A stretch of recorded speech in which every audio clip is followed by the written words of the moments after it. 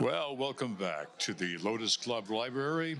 It is the Lotos Club Foundation Yule log. No, no log. We're not putting the log in this year. No, we're not using the log. It's the Lotus Club.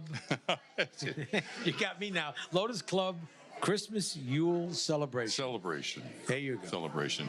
And indeed, it's wonderful. And speaking of celebrations, there's always some wonderful stories about what happens at Christmas time from celebrities around the world. Yes, absolutely. But this was a true story. At least it was told to me as a true story.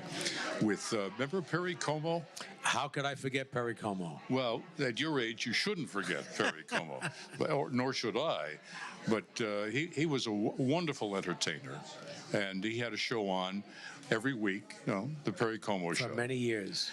One time he was driving his car up the New York State Thruway, and at some point he had a flat tire.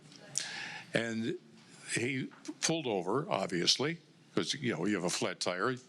You have a flat tire. Somebody stopped to help him.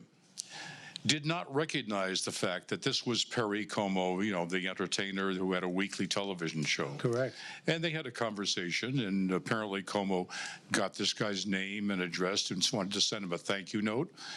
About 2 weeks later, very close to Christmas, at this guy's house comes the biggest television set that they made at that time. And they were big. And they were, the consoles. Those were the old tubes in those days.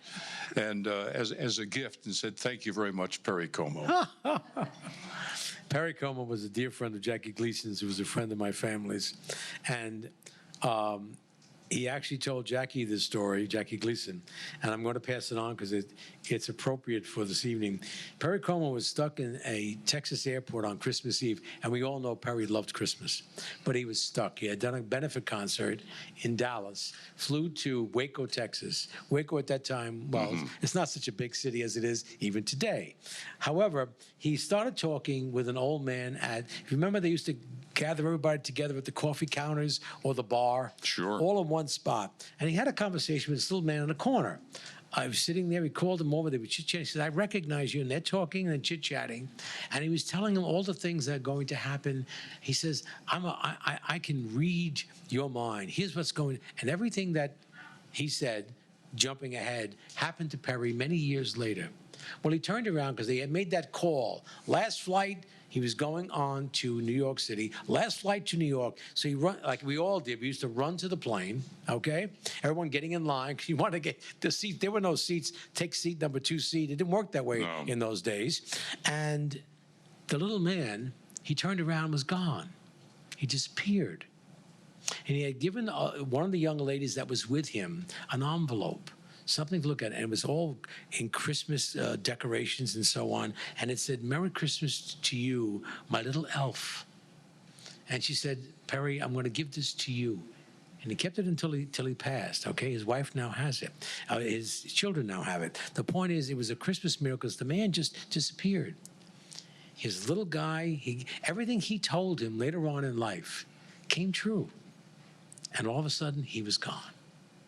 My Christmas story. And this is on Christmas Eve. A little psychic. 1983. In Waco Airport.